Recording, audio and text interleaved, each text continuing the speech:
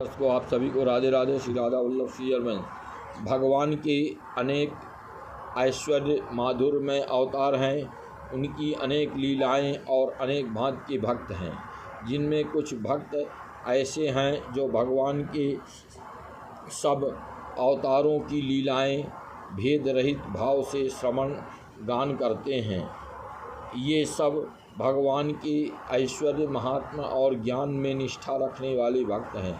इनकी भक्ति प्रेम प्रधान न होकर फलाकांक्षी है।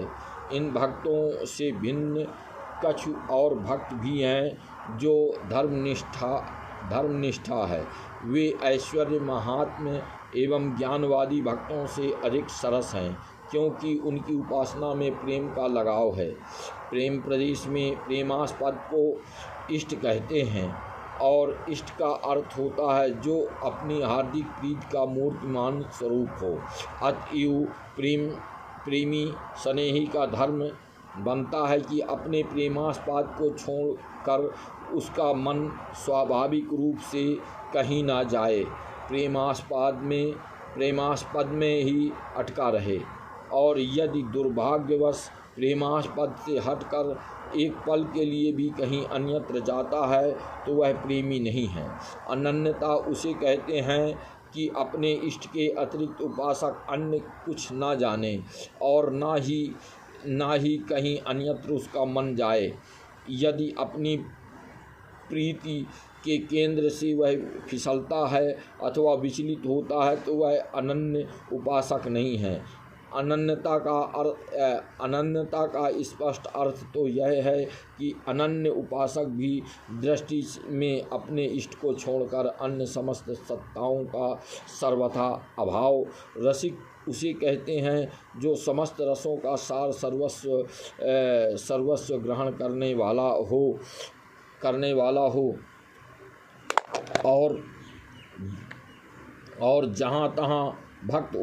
और जहाँ ताई भक्त उद्धव जनक सनकादि और लीला द्वारिका मथुरा आदि तीन सबन पर अति गरिष्ठ सर्वोपरि ब्रज देविन को प्रेम है। ब्रह्मादिक जिनकी पदरज वांछत हैं, जिनके रस पर महारस अति दुर्लभ, श्री वृंदावन चंद आनंद घन उन्नत किशोर सबके चूड़ामणि तीन प्रेममयी निकुंज माधुरी विलास ललिता विशाखा आदि इन सखियन के प्राण आहार यह है।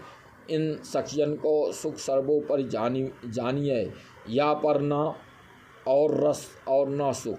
श्री रसिकानंद किशोर प्रेम की शिवा ललिता विशाखादि सखियन को प्रेम बिना शिवा जो कहो जाई। सदा नौतन एक रस है, इनको प्रेम समझियो अति कठिन है। जिन पर उनकी कृपा होई तभी उर आवे। सखियन को प्रेम सर्वोपरि विराजमान है। काहे तैजू लाडली लालजू के मनन को